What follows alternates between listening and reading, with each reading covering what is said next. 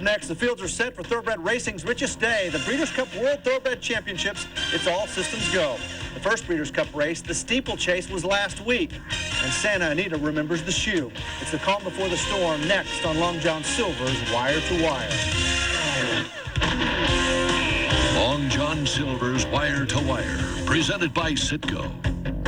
Welcome to Long John Silver's Wire to Wire. I'm Jeff Metters. It's finally here. It's the week of the Breeders' Cup World Thoroughbred Championships. Last week, the big story was Azeri, the reigning horse of the year, dropping out of the Breeders' Cup distaff presented by Nextel.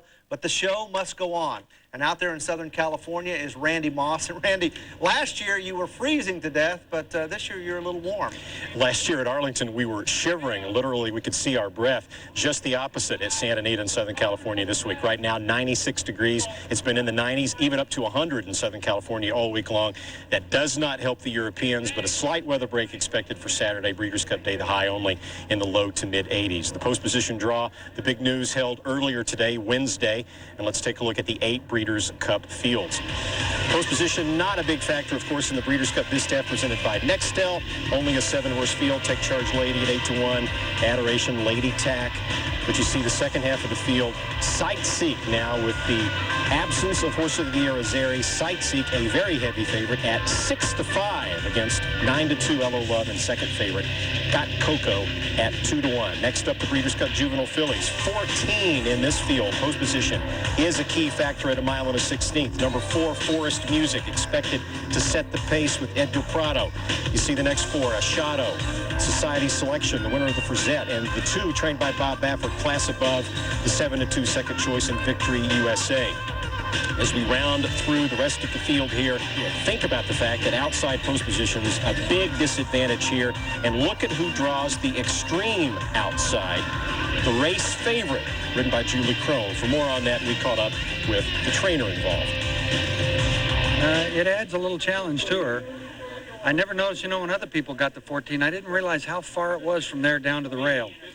After I drew it, I looked over there, and it's pretty scary. But she's, in my mind, a great filly that I hope would go on and prove that. And this is a challenge. This will find out. How does her running style, her adaptability, play into her ability to overcome a post like that? Well, she's been very cooperative. She went to the lead in the Oak Leaf. She broke last and trailed the field in her maiden race and circled the field. So she's shown a couple of different dimensions, and we just hope we find the right one here Saturday. The third Breeders' Cup race, the Net Jets Breeders' Cup Mile, another 14-horse field at 1 mile on the turf, another one where post position is important. There's the draw. Peace Rule Seraphan, Designed for Luck, the winner of the Oak Tree Mile. Refuse to Bend, one of 3 Europeans in the field. Special Ring, expected to be on the pace at 4-1. Touch of the Blues, one of my favorite long shots at 20-1. There's a key European, Oasis Dream, trying to stretch out at 5-1. And taking the worst of the draw, 13 Six Perfections and 14 Perfect Soul. The Breeders' Cup Sprint, a field of 13 in this one, including 6 3-year-olds. There's the draw for this one. Shake You Down, Posse, Valid Video. All in the top 4. Shake You Down, the 4-1 second choice on the line. The favorite at 3-1, Aldebaran, trained by Bobby Frankel, who also has number 5, Midas Eyes. Next up, Private Horde, and then 3-year-olds Great Notion and Cajun Beat. We're drawing the outside post, number 13. Post position, not that big of a deal in the sprint. That would be Captain Squire. And now I'll go towel off, and Jeff will be back up a little later with the rest of the Breeders' Cup lineup. Thanks, Randy. This is the weekend to go to ESPN.com and sign up for the Pick 6 Challenge presented by Digiturf Virtual Horse Racing. It's your last chance. You can win $600 and prove to the world you're as good a handicapper as you claim to be. 2 winners last week. Sign up now. This past Tuesday at Santa Anita, they held a very emotional memorial service for Hall of Fame rider Bill Shoemaker. The Shoe passed away on October 12th. He was 72. He accomplished so much in his career and touched so many lives. But on Tuesday, it wasn't one of the most prolific jockeys in history they remembered. It was the man. His daughter, Amanda, was there, along with many of the most influential names in the industry. The lessons he taught me one afternoon playing ping pong, he taught me how to ride races too, how to live life. And I was fortunate, very fortunate, to get to be a good friend of his throughout the years. He conducted himself in his career with class, grace, style, and distinction. Thanks for that, Chew. Sure, we all love you. We all gonna miss you. And God bless you. Thank you. Still to come in racing's quickest half hour, the Great White North, the Canadian International. Bar Hills, New Jersey is calling with the Breeders' Cup Steeplechase. And later, more from Randy Moss in the Breeders' Cup World Thoroughbred Championships. This ESPN2 presentation of Long John Silver's Wire to Wire is brought to you by Long John Silver's. Boatloads of seafood are back. Citgo, we know you. The American Quarter Horse Association. Let freedom ride. Glad you're with us for Long John Silver's Wire to Wire. Time now for final furlongs. Just a handful of races, all of them taking place on the grass. Starting with Sunday's Pattison Canadian International at Woodbine, worth $1.1 million American. It drew 4 European-based horses. English 3-year-old Brian Baru was the favorite, but another 3-year-old got the money.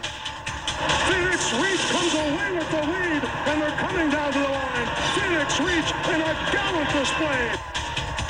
Phoenix Reach was ridden by Martin Dwyer McCaw, took second in a photo over Brian Baru, while defending champion Ballingeary was scratched. Phoenix Reach had just lost to Brian Baru last month in England, but added blinkers in Canada for first-year trainer Andrew Balding, son of recently retired British training legend Ian Balding. Earlier on the same Woodbine card, the fillies just as entertaining in the E.P. Taylor Stakes. Volga narrow lead. High divide to the inside. Murder Carre, Butzer Conigan. They're running out of ground here. Volga flying like Tiger Tail. A year ago, Volga was even money in the E.P. Taylor and finished third. Now Volga wins it at 10-1 odds over runner-up Tiger Tail and third-place finisher High Dubai. Top 6 finishers were separated by a length and a quarter. Saturday at the Hawthorne Derby, not a good race to bet on the front runner. That's Blue Blood Boot in front, but he's had all he can take, not over, but through the temporary rail. The lead then belonged to Mega Man in the black and red, but False Promises rallied to get his first stakes victory, ridden by Carlos Marquez. It was a bizarre race. Blue Blood Boot and jockey Larry Sterling were not injured. The jockey said the horse must have seen something in the infield. Blue Blood Boot had no comment. Now to a less eventful race. Dinah DeWina with Pat Day and the white and green Windstar Farm Silks ran down 25-1 long shot Mexican Moonlight in Saturday's Valley View Stakes for 3-year-old fillies at Keeneland. Dinah DeWina is trained by Elliott Walden. She's now won 3 straight. And on Friday night, 5-year-old mare Dan Cal led all the way in the rain as the favorite in the Violet Handicap in the final graded stakes at the Meadowlands meeting. Dan Cal was ridden by Javier Castellano. Something Ventured was third. Dan Cal and Something Ventured are both trained by Todd Fletcher. With this win, Dan Cal has now won 2 in the U.S. and a second in just 3 starts. Now we change gears and move over to American Quarter Horse Racing. It all starts at Lone Star Park, where we had 2 pretty good races there.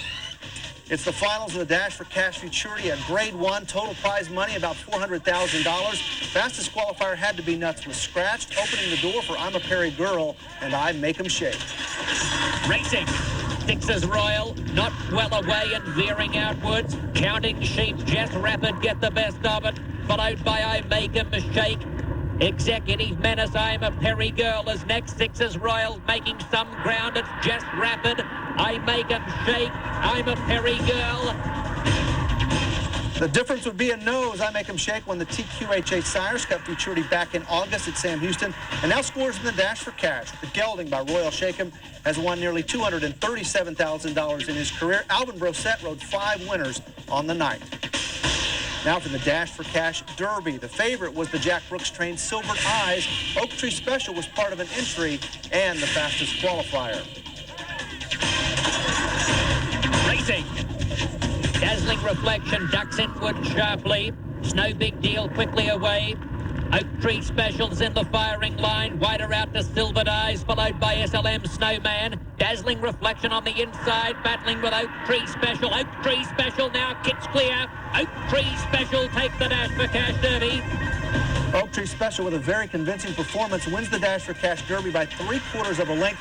Silvered Eyes beaten at the start, but did a pretty scrappy job of recovering for a second-place finish. Oak Tree Special is a Texas-bred colt by Special Task. And finally, it's the LQHBA Futurity at Louisiana Downs. This is a grade 1 going 400 yards. Val's Fortune was the overwhelming favorite, and it's pretty easy to see why. And they're off, and Val's Fortune once again broke out very nicely. Toast the Topper on the inside is running a huge one. In between them, it's Dash and Snowman, along with First Down Bread and JT Tomcat Scat. On the outside, Val's Fortune is in complete control, and it's a huge payday for Val's Fortune. A 103 speed index and a very decisive margin of victory. Val's Fortune has now won 9 in a row. This one coming under the guidance of jockey Gilbert Ortiz. Val's Fortune is owned by Teddy Abrams Jr. and trained by Heath Taylor. The victory was worth nearly $100,000. And for more information on how you can become a racing American quarter horse owner, call 1-800-414-RIDE. As we head to break, here's Gary Stevens on the Breeders' Cup. I mean, this is what I live for. I am riding right now at the age of 40 because I love the Triple Crown races and I love the Breeders' Cup. And take those races away and I'm out of business right now. I'm really going to enjoy the day. It's a day that's just going to be tremendous, and just to put Funny Side in the Classic even is just like bam, you know, turn it up a notch and have all the greatest horses. And if he wins or runs really well, that could put him in the picture for 3-year-old of the year, which is a big compliment to be part of that. To have the group of owners pick me and Barkley. Barkley's put me in a lot of winners, especially horses that had layoffs. So I have a lot of confidence in him going into the race. And I just look at it like another race day, and it's something I'm very excited about. An optimistic Julie Crone, lots of firsts in her career. First female rider to win a Triple Crown race. First female rider to win $1 million race in North America. Trying to become the first female rider to win on Breeders' Cup World Thoroughbred Championship Day. Now it's time for our first Breeders' Cup race. It actually took place last weekend in Far Hills, New Jersey. It's the Breeders' Cup Steeplechase. It's a grade 1 worth $175,000. Nearly $100,000 of that will go to the winner. Some 50,000 fans on hand right there in the heart of New Jersey horse country. The contenders, Indispensable, making the 49th start in his career. Just 1 win, though, so far this year. Moulahan, an 8-year-old gelding, 3 wins in 8 tries this year alone. Trebizond, 2 grade 1 wins this year. One of those wins included the Hard Scuffle. Then there's the French-bred gray, Pelagos, 4th in this race a year ago, but just 1 win so far in 2003. But nobody was a match for this horse, Mix Dynamo, just 1 win in 1 start this year. 6 years old, just a youngster. He was impressive on this day. A 7-horse field. Here's the call from gate to wire. Flag is up and they are away in the Breeders' Cup Steeplechase. On they move to the first. Mr. Percolator for the early lead. Indispensable is up along the inside. They're joined by Mix Dynamo as they jump second. Indispensable has the lead. Mix Dynamo there in second. 2 lengths back, Mr. Percolator next in third. Trebizond to the outside fourth, and Moulahan is next. I was sort of swearing at myself because I thought, oh dear, I think I have him a little too short. Because I could see he was really taking quite a hold of Craig. And you worry if they do, you know, a long race like this, 2 5/8, that they're going to be a little tired out by the last time. But once they got around this bottom turn here, I thought to have a look at jump number he looked like he was a little bit more 14, settled. He was still pretty darn keen, but there wasn't, like I said, they really weren't going anywhere by about 3 lengths early compared to the other races today. And Dynamo. So I guess that's where he found himself. He is next. Mr. Percolator on the outside. Then comes Moulahan. Trebizond in between horses. Hotspur is next and Pelagos is 7th. As they come by us, the first of 3 times. Indispensable has the lead as they move to the 5th jump by about 1.25 lengths over Mech Dynamo. 4 of them then in a gang on the inside. Moulahan, Trebizond, Hotspur is next, and on the outside, Mr. Percolator.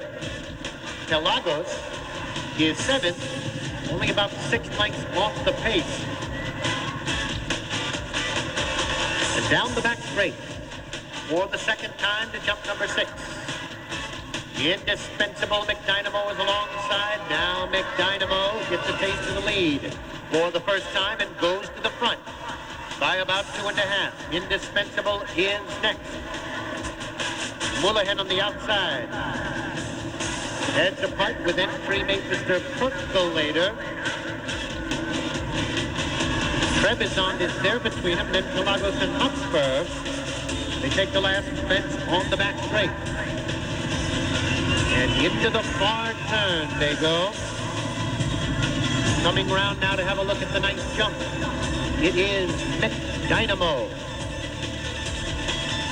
In front by 2, Indispensable is next. Mr. Percolator is there on the outside in third. Then comes Mullahan as they come up the hill now to the 9th of 14. They're still well bunched here with another circuit to go, and it is McDynamo who will be first to the 9th jump. Indispensable maintains the second spot. Mr. Percolator on in third. Mullahan is fourth. Trebizond has been right there tucked between horses the whole way. Then comes Hotspur, and Pelagos is about 7 off the lead as they jump the 10th. McDynamo has the lead by 4. Indispensable is next. Mr. Percolator on the outside. Mullahan, Trebizond between horses. Hotspur is about 5 to make up. Pelagos still at the back, only about 6 off the pace. And down the back straight for the last time, McDynamo appears to be full of run here in front by 2. It is Mr. Percolator and Indispensable heads apart in second. 2 more back to Trebizond, third by a head. Mullahan. Okay, I'm pretty happy with the way he's traveling here. I've let him out a notch, and nobody's really got to me. I met this fence really nicely, and he's quick through the air, and I'm feeling pretty good at this point. I'm just keeping him balanced, and I've got no opposition around me, so I'm feeling pretty damn excited right now. And I'm just trying to save a bit and get him to fill his tanks up for the run up the hill, and I'm still not feeling any pressure from the other horses, and I can't see any shadows, so I got a pretty good feeling at this point. And now it's just a matter of keeping his attention and just organizing him up the hill and keeping him going. And I want to get him underneath me so he's not sloppy over the last fence. And I kind of ask him to do a little bit now and just get him up underneath me, so I got something to maneuver with at the last. And fortunately, we met it just perfectly. That was all she wrote from there. I knew we weren't going to get beat. I didn't know how far we were ahead, but sure, pretty good feeling. Perhaps the Eclipse Award winner, McDynamo, is just destroying the field here. It may be close for second. We have Mullahan and Pelagos. Pelagos on the inside. Mullahan with next. The distance, 2 5/8 mile. It's a haul. McDynamo probably has the Eclipse Award wrapped up if he takes the rest of the year off. There is a chance he'll go in the Colonial Cup in Camden, South Carolina on November 16th. He's perfect in 03. 2 starts, 2 Grade 1 wins. He's the Super Bowl of horse racing, and he has his dramas, he has his good side, his good winners, and the thing is getting so big that everybody looks forward to it. It's the climax of the year. This is the big day.